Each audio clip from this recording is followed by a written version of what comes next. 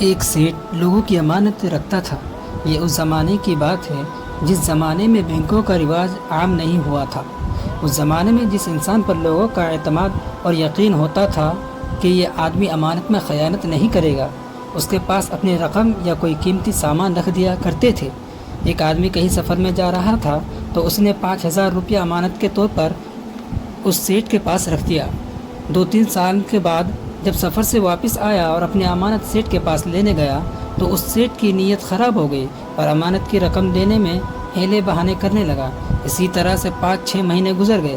جس نے امانت رکھی تھی وہ بہت پریشان تھا کہ اپنی رقم حاصل کرنے کے لیے کیا کیا جائے۔ جس سے بھی شکایت کرتا وہ یہی جواب دیتا کہ ہم اس معاملے میں کچھ نہیں کر سکتے۔ اتفاق سے ایک عورت تھی، اس نے اس سے کہا کہ فلاں سیٹ کے پاس میں نے 5,000 روپیہ امانت کے طور پر 2-3 سال پہلے رکھے تھے، اب وہ مجھے واپس نہیں کر رہا، میں کیا کروں؟ کوئی صورت سمجھ میں آتی ہو تو بتلاؤ کہ وہ رقم مجھے واپس مل جائے۔ عورت کے دماغ میں ایک ترکیب آئی۔ اس کے پاس لاکھوں روپے کے زیورات تھے۔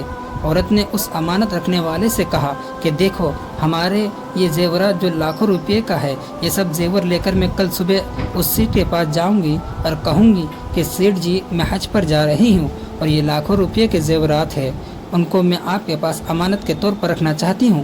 یہ کہہ کر میں اس سیٹ کو اپنے سب زیورات دکھا دوں گی تو وہ لالچ میں آ جائے گا۔ ٹھیک اسی وقت آپ اپنی امانت لینے کے لیے سیٹ کے پاس آ جانا۔ دوسرے دن وہ عورت وعدے کے مطابق زیورات لے کر سیٹ کے پاس پہنچ گئی۔ اس سیٹ کو اپنے سب زیورات دکھانے لگی کہ ہم نے آپ کی بہت شہرت سنی ہے کہ آپ سے بڑھ کر فی الحال ایسا دوسرا انسان کوئی نہیں ہے جس کے پاس لاکھوں روپے کے زیورات رکھے جائے۔ میں حج کو جا رہی ہوں اور یہ سب زیورات آپ کے پاس امانت رکھنا چاہتی ہوں۔ لاکھوں روپے کے زیورات دیکھ کر سیٹ کے منہ میں پانی آ گیا کہ یہ تو بہت بڑا کام ہو گیا۔ اسی وقت وعدے کے مطابق وہ آدمی اپنی امانت سیٹ کے پاس لینے کے لیے آ گیا۔ سیٹ نے اس کو آتے ہوئے دیکھ کر سوچا کہ یہ آدمی ابھی اپنی امانت کا مطالبہ کرے گا اور میں لوگوں کی امانتیں دینے میں خیانت کرتا ہوں، اگر اس عورت کو پتہ چل گیا تو یہ زیورات ہاتھ سے چلی جائے گی۔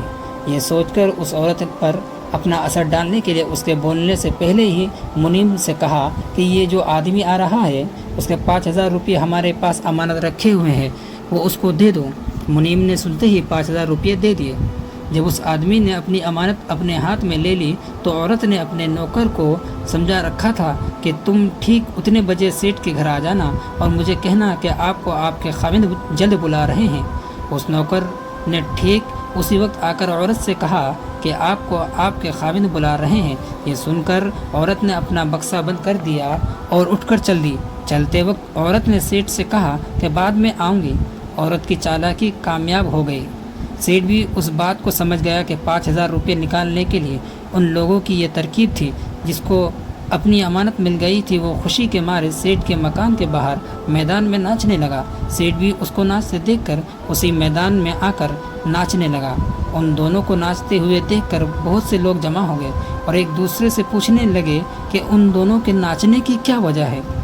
جب سب کو ان کے ناچنے کی وجہ معلوم ہوئی تو کسی نے سیٹ سے پوچھا کہ سیٹ جی، اس آدمی کو تو اس کے 5,000 روپے کی امانت ملی، وہ اس خوشی میں ناچ رہا ہے، آپ کے ناچنے کی کیا وجہ ہے؟ سیٹ جی نے جواب دیا کہ مجھے ایک سبق سیکھنے کو ملا کہ زیادہ رقم کی لالچ میں آ کر تھوڑی رقم کسی کو واپس نہیں کرنا چاہیے۔ اس کہانی سے ہمیں سبق ملتا ہے وہ شخص مومن کامل نہیں جو امانت دار نہیں۔ لہٰذا مسلمانوں کو چاہیے کہ اگر ان کے پاس کوئی امانت رکھے تو اس کو ادا کر دے، اس میں خیانت نہ کرے۔ ویڈیو اگر اچھی لگی ہو تو لائک کرے اور زیادہ سے زیادہ شیئر کرے۔